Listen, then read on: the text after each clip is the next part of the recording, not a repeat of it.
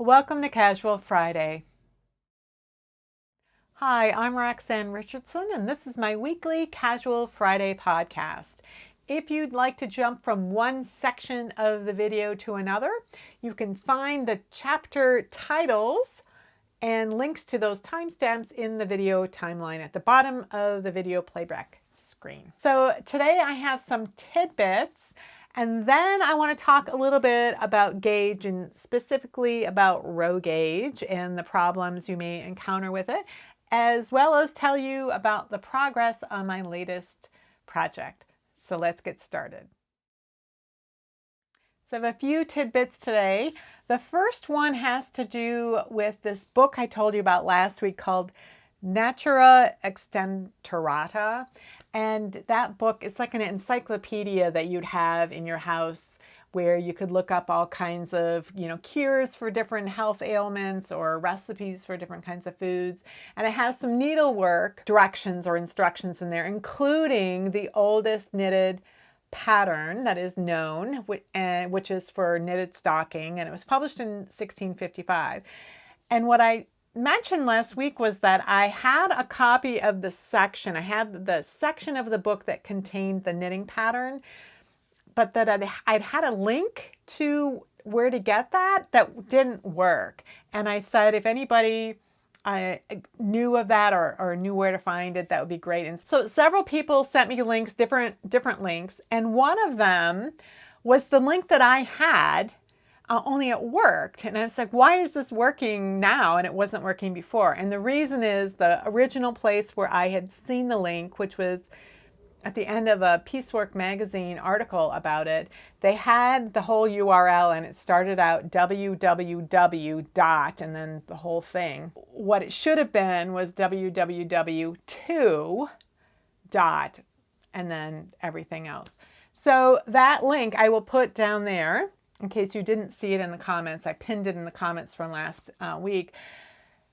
But that link only gets you the section of the book where that knitted stocking pattern is. It is kind of interesting, very interesting to see the actual contents of the full contents of the book. And so I looked for that. And what I was able to find is that the University of Michigan has the table of contents of the entire book. So you can see all of the topics, and then each of those is a link. And if you click on the link, you don't see the original image of the book, but what you see is a transcription of it. So it's actually probably easier to read than if you saw it in the script. So most of it is like cures and medications for different things, but then you have recipes for different kinds of foods. There's roasts, and there's pies, and there's bread, and there's all kinds of things, all kinds of food, and then there's different kinds of bait for catching different kinds of fish. And then there's this needlework section, and there's a few other things. I'm going to put the link to that table of contents down below as well.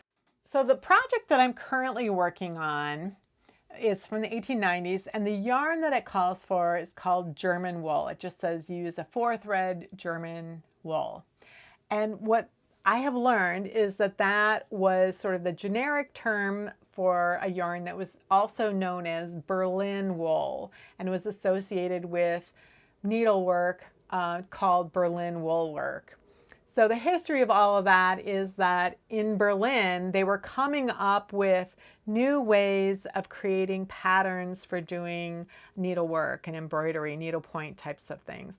And that what they had done in the past was that people would have to hand paint these canvases with the designs, and you'd have to try to match colors and stuff and follow that exactly. And what they came up with at that time were there's some advances in printing technology that allowed them to create these charts and print them in color in ways that were reproducible, and you could use, my understanding is you could use whatever kind of canvas you wanted, and you would just count squares, and then you could figure out what you were doing and use those patterns. And in that way, you didn't have to have the pattern printed on the canvas itself.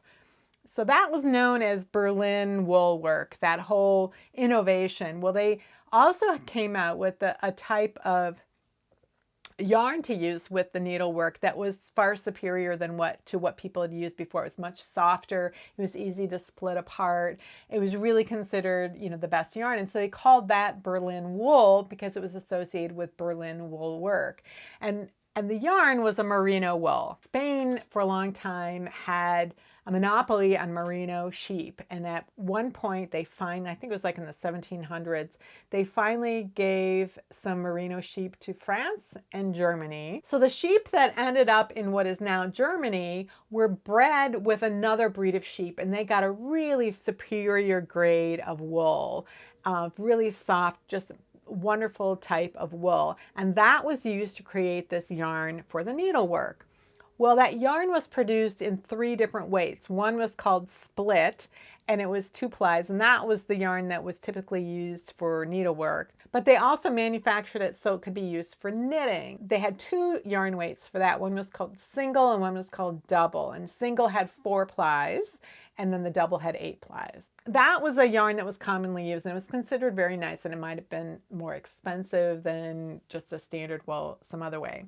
So sometimes they referred to it as Berlin wool, and sometimes they just called it German wool. Well, I've been wanting to understand more about it. I was trying to figure out exactly, what sort of gauge it would be knit at so I could understand what this original pattern size was. And so I've been Googling a fair amount about Berlin wool, and I've been reading articles about it.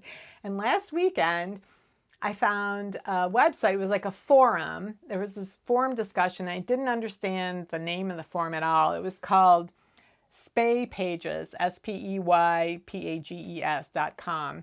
It was a topic about Berlin wool, and somebody was asking, how do you get it? Because they wanted to use the traditional methods and they were having a hard time finding it. And someone said, oh, you can just use any old kind of tapestry wool. It doesn't matter.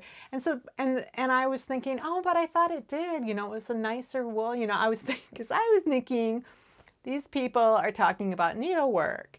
And I kept reading, and pretty soon I realized these were fly fishermen talking about this yarn that was used for needlework. And I was thinking, what on earth are they talking about? And why are they talking about the traditional methods and use Berlin wool and what was going on? Because they were using these instructions that had been written, 100 and some years ago. And this is what this fisherman said, this how to do this particular type of fly for fly fishing. And what it was is their wives would have had a basket full of needlework and would have had Berlin wool in their basket, and they would have just raided their wives' basket. And what they were using the wool for was to create the worm body of the fly that they were creating, and they would attach feathers and stuff. But the worm part, or the caterpillar part, or whatever you want to call the body of this insect that they were creating, was made from this Berlin wool. But I thought it was fascinating just to see this crossover of textile information, people who were very interested in trying to track down the same exact yarn that I was trying to track down, but for a completely different reason, and to hear sort of, really how knowledgeable the people were that were talking about it. But I'll leave that link down there just in case you're interested in reading through that, because it was kind of fascinating how long it took me to realize they were not talking at all about knitting or needlework at all. So earlier this summer, I was telling you about 2 books I'd heard about. I hadn't bought them yet. I did end up buying both of them. But one of them is called The Golden Thread, How Fabric Changed History, is by Cassia St. Clair. I'll show it to you here again. So I bought it.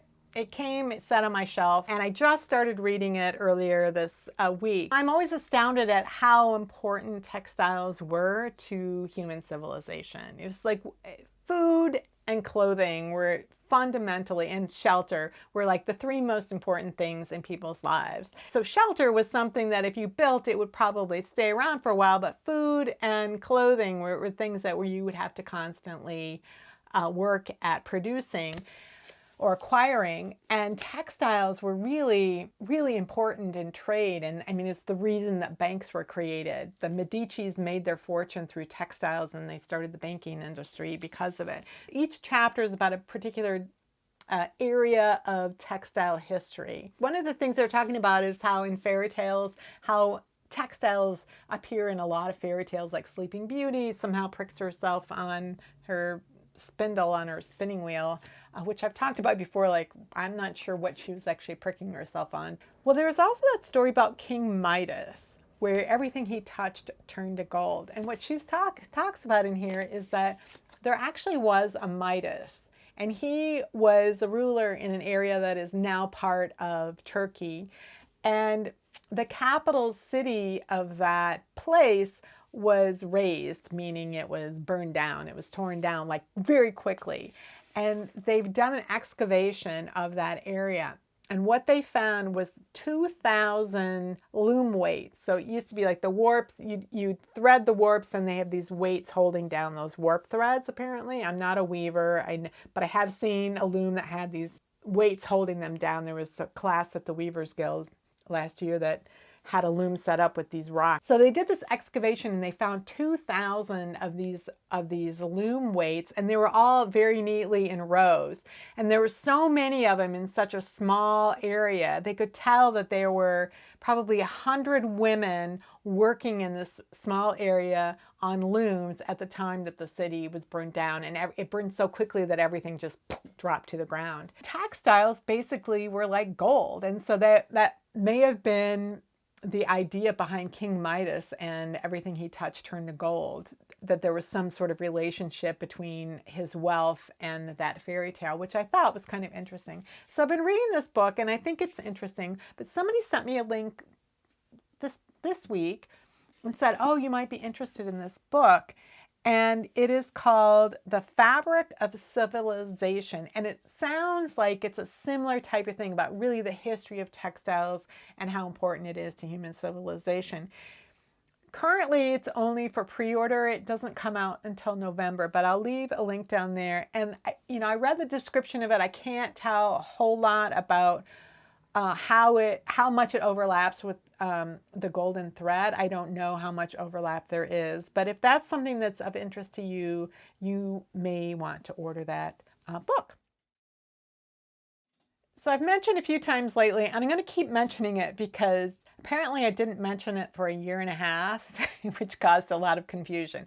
But I'm doing this project. The current project that I'm working on is part of a larger project where I'm knitting my way through the 20th century, decade by decade, one sweater at a time.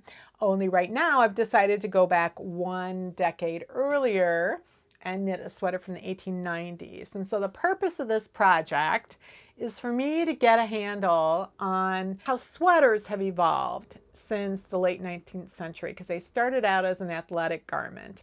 And there certainly were other knitted upper body garments, and I'm looking at the range of those types of things. But in terms of the garment that here in the US we call a sweater, really began in about like the 1880s-ish, when team athletics really became popular. Baseball, football, basketball, hockey, all of those kinds of activities became really popular, and people were wearing these nice stretchy wool upper body garments that allowed them to move more than the tailored items that they would normally wear. And this is particularly true on college campuses. So I'm looking at how the sweater evolved through the 20th century, but also how knitting techniques evolved. And so part of what I'm doing is looking at as many different knitting manuals as I can. And for knitting manuals that were published before the early 1920s, those are all in the public domain. And so often they have been digitized and I can find them on archive.org. But what I've noticed is that there's certain yarn companies, especially the ones here in the US, there's certain yarn companies where you can find a lot of different manuals, like because they would publish a new one every year.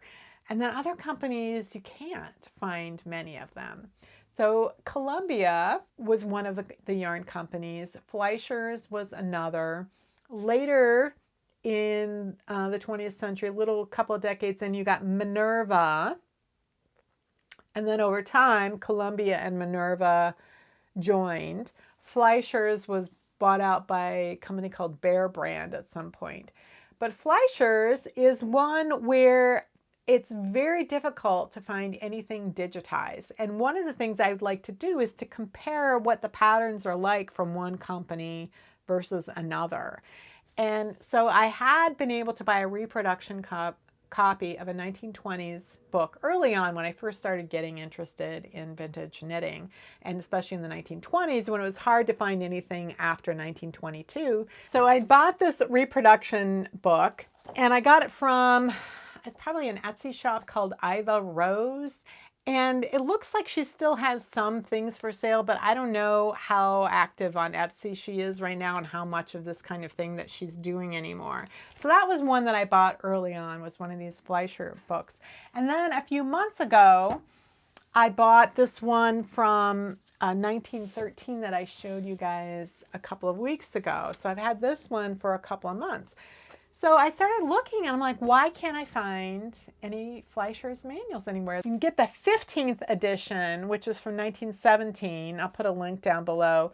It's from this Trust website, which is a kind of a consortium of research universities, public research universities here in the US. And so they have all these books digitized. They have the Delineator, which is the Butterick's monthly women's magazine. They have copies of those.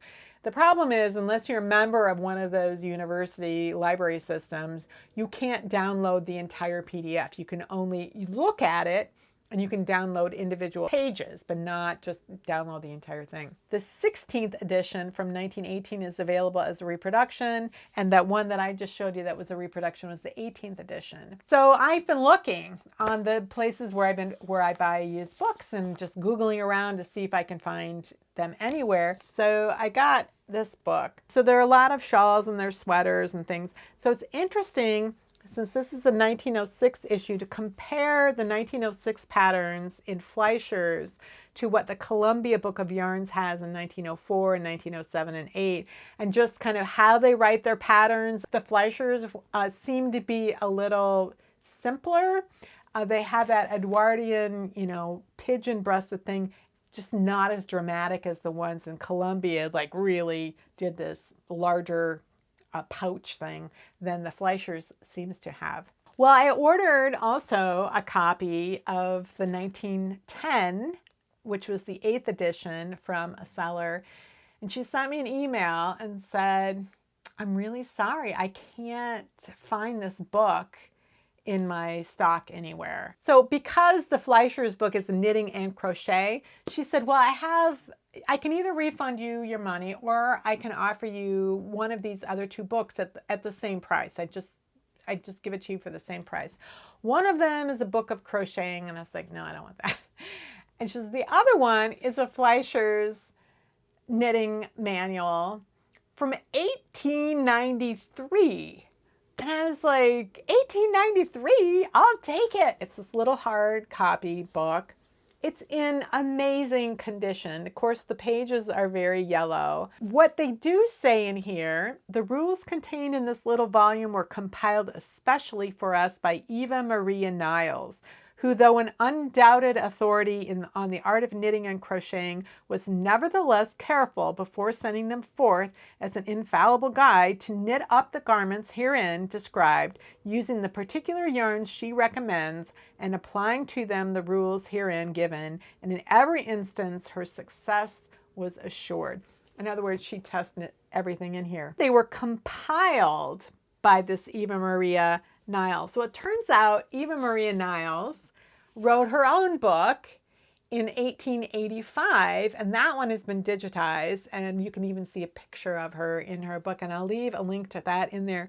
But that book is the book that has the earliest sweater pattern in it that I have found so far. It's published in 1885, and it's called Jersey for a Boy or Girl, and it's in red and black and has a stitch pattern. And at first I thought it was meant to be underwear, but then I realized no, underwear was always knit kind of in just a undyed color. It wouldn't have been red and black. So I think that this particular sweater was meant, or jersey was meant to be worn by kids who are running around playing sports of some kind. But it's the earliest one I found so far. I have found other knitted upper body garments of different sorts. going all the way back to the 1840s. But this is the first one that was like this pullover turtleneck sweater that was appears to be meant for athletic activities. But so it's the same woman who compiled all the patterns for this book. In the 19th century, the knitting patterns were always in a book or a magazine. You didn't have just individual leaflets. That didn't happen until sometime after 1900. And I don't know exactly when, but I read that didn't happen until after 1900. And so a lot of these book titles are things like knitting and crocheting receipts, because receipt was the word for recipe. And that word was used whether you're talking about cooking or you were talking about knitting or something like that. It was the instructions for creating something, for making something was a receipt.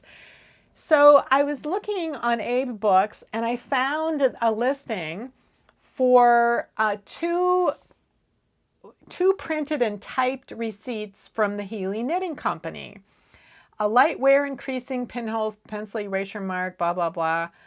Recipient was the S.E. Cronin Company. Each receipt is for 1 dozen of the Country Club sweaters. I thought, well, I wonder what that means. I wonder if there's 12 different sweater patterns. And is it a booklet with 12 patterns, or is it 12 copies of this leaflet, make this early leaflet for a knitting pattern?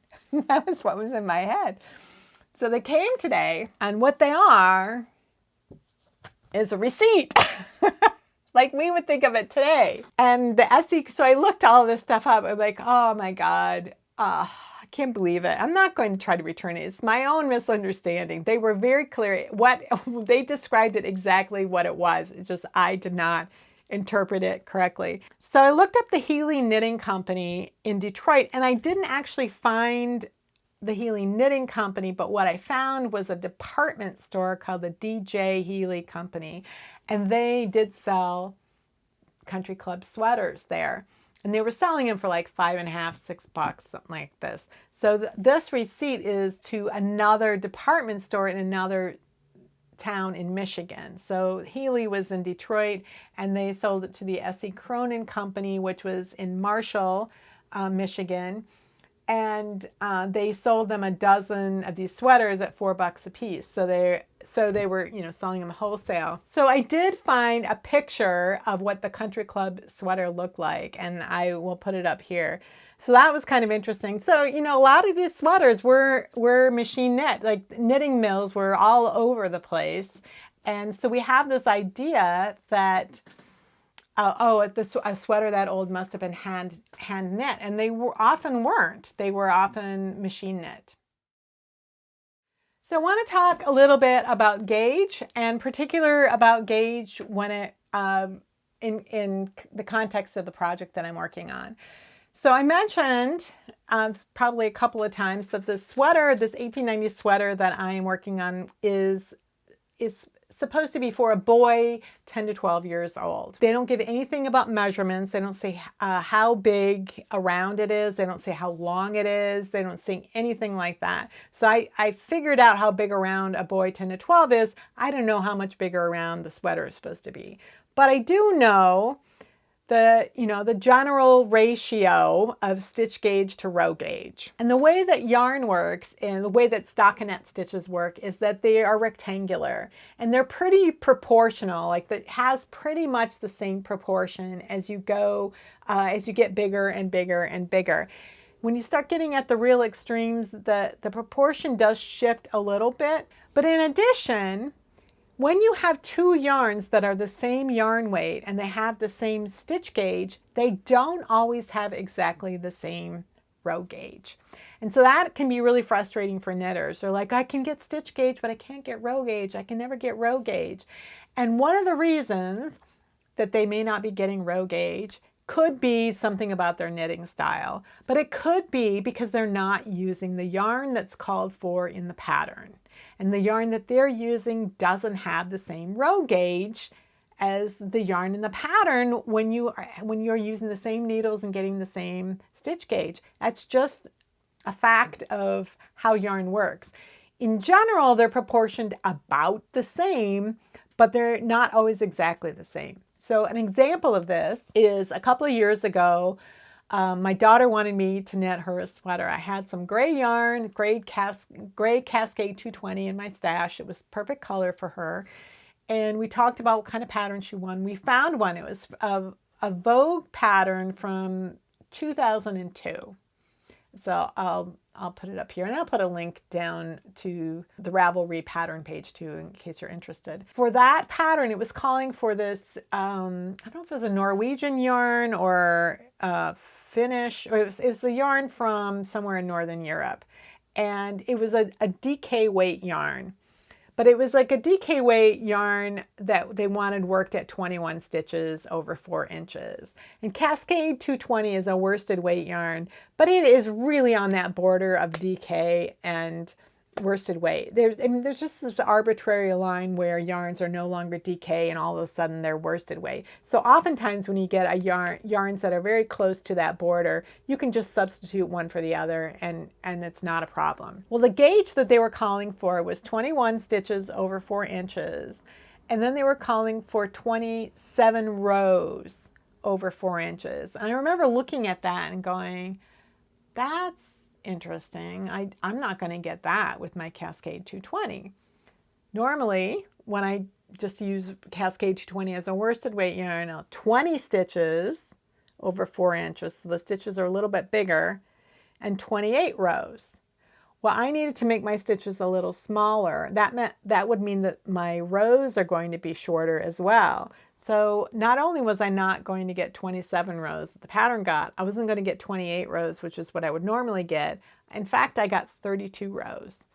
So I had a significant difference in my row gauge in these two patterns, and it didn't really matter. The only place that it mattered was in the sleeves, because with their row gauge, they were assuming that the amount of time it was going to take to do the increases or the decreases was going to be 102 rows, because they were doing it over like 14 inches or 15 inches, something like that.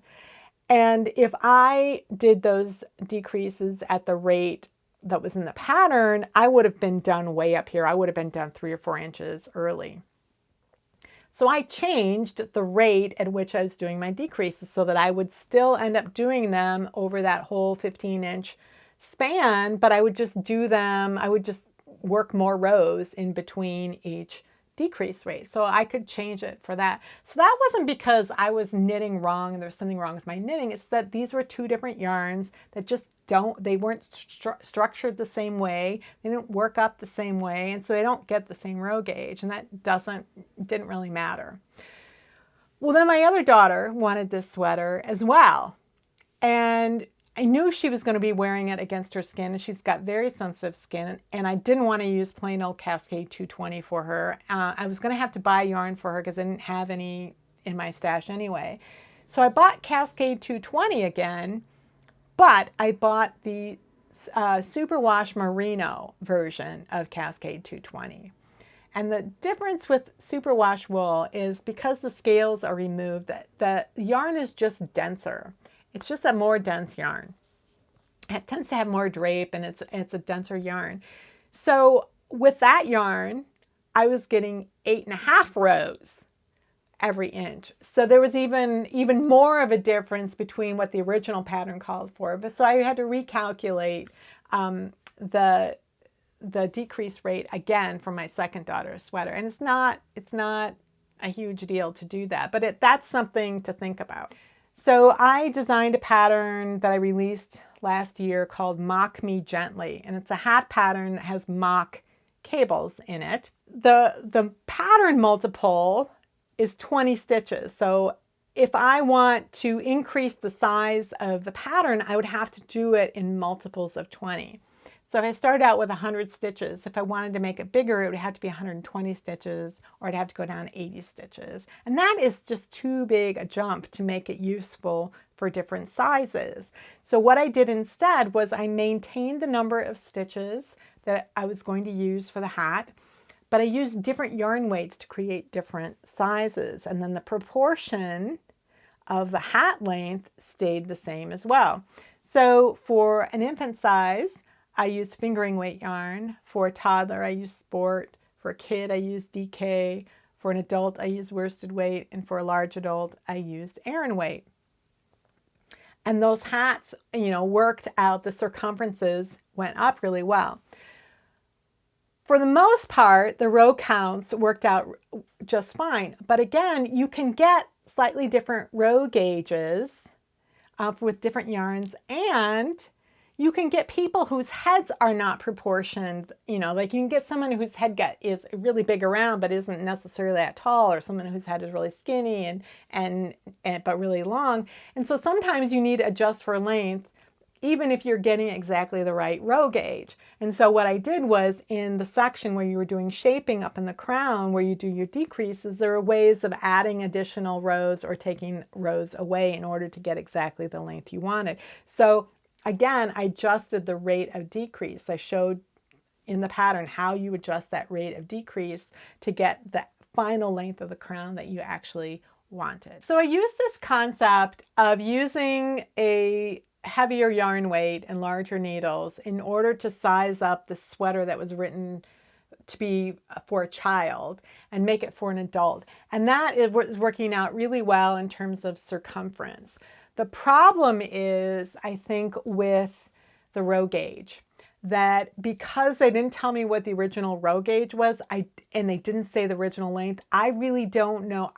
I don't have any idea how long this sweater originally was. But using the row gauge that I have, I can tell that it's going to be comically too large if I trust the instructions and knit it the way it's written. It's not going to work out. Here's the thing with the sweater. So what I've got here right now is pretty much the body of the sweater. So they have the striping sequence, and then they have this long body. And at this point, I'm supposed to divide it in half and knit flat because I've been knitting in the round. And so this right here is 140 rows. And then I'm supposed to knit 60 rows flat. And then I'm supposed to rejoin in the round and do this series of decreases. But there's something wrong with the decrease rate. And so the instructions potentially could be wrong. I don't think my row gauge can be off by that much proportionally. I think there's something wrong with this yoke thing, but I'm not 100% sure because I don't really understand how this all comes together. So what I'm going to do is I decided to knit the body a little bit shorter than the number of rows that it took, because I think with my gauge, it would be 20 inches from the cast on edge to the underarm. And if I kept going like that, the whole sweater would be like 36 inches long. That can't be right. So I knit the body longer than I normally would knit it. But not for as many rows as called for, because again, I think my row gauge is not in the same proportion. So the next question is, do I knit the 60 rows for the flat part, or do I use the same proportion that I used here? I don't know yet. I haven't quite decided. But what I am going to do is, after I knit the two flat parts, I will rejoin in the round and just work for a couple of rounds. And then what I'm going to do is start the sleeves, because there's some interesting weird short row sleeve cap thing going on with that. And then I want to see how does that actually fit on my body. And then I can start knitting this yoke thing and see how it goes. And if I need to adjust, based on, if I need to adjust the rate of decreasing, I can do that with all of this other stuff already going on. So that's my plan for right now. I just wish I knew what the original row gauge was. I can do some measuring of the picture of the sweater to see how things are proportioned, but it's really hard to see what's going on at the sleeve joints. You know, this black and white photo of a dark sweater, and you can't really see what's going on. So that is my plan for now. Let me know if you guys would be interested in a technique video that kind of walks through that whole process of recalculating shaping rates, like for a sleeve, if you have a different row gauge, and you want to understand how to recalculate all that, let me know if that's something that would be interesting to you, because I think it would be valuable. But let me know if that's something that you've run into or wonder about or have avoided certain projects because of that. I'd really like knowing that. Well, that's it for this week's Casual Friday. If you have any comments or questions about today's video or suggestions for videos you'd like to see in the future, you can leave those down in the comments below or join the discussion in my Ravelry group, Rocks. Thanks for watching, and I'll see you next week.